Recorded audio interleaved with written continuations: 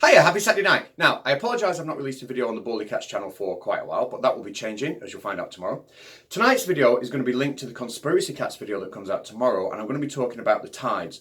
Purely because flat earthers tend to have a decent enough grasp, usually, about what causes the tides, but only enough of an understanding to then lead them to ask questions like, why don't lakes have tides, for example?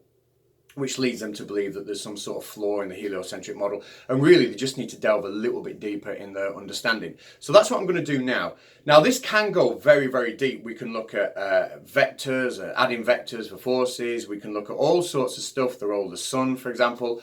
I'm going to try and keep it just not simple, but enough to answer those questions.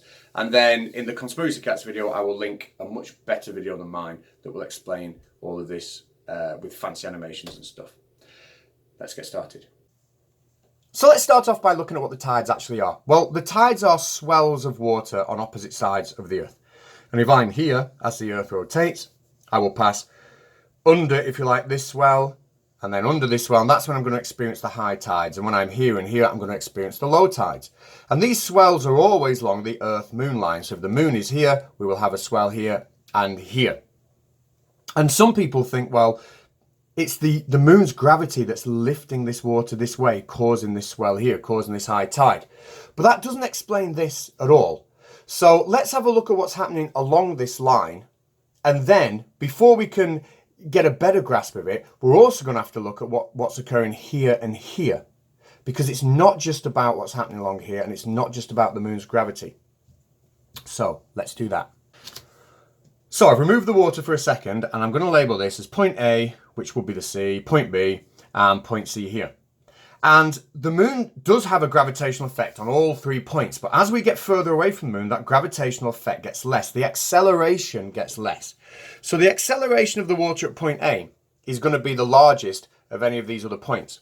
Point B will be smaller, and point C, although it's still being accelerated this way, it's going to be much less. Now, what does that mean? Let's imagine we've got 3 runners on a track, and this runner here on the track starts with a bigger acceleration than this runner, and who starts with a bigger acceleration than this runner. Then the 3 are going to spread out, and this one is going to start to take a lead. He's going to start to build up a lead in front. This one is going to pull away from point C, which is what causes this swell of water, excuse me, on the other side of the Earth. It's not that the water's being pulled this way. It's still being pulled that way. It's just not being pulled as fast. It's struggling to keep up, if you like. So we get these 2 opposite swells. Now, the gravitational pull of the moon alone isn't strong enough to have this effect. The gravitational acceleration it provides on the water, it's not enough for it to be noticeable, really. But it would also have this effect on every single kilogram of water, whether that be in a lake or whether it be in your bath or whatever. So this alone doesn't explain the tides, and it does leave those questions. Why do we not get tides in a lake, for example, if this is where we stop with our understanding? So we do need to take it one step further. And to do that, we need to look at what's happening here, so I'll call this point A again, and here, the areas of low tide. Well, the waters here and here, they also are feeling an acceleration towards the moon along this line. They are also feeling an acceleration towards the centre of the Earth along this line.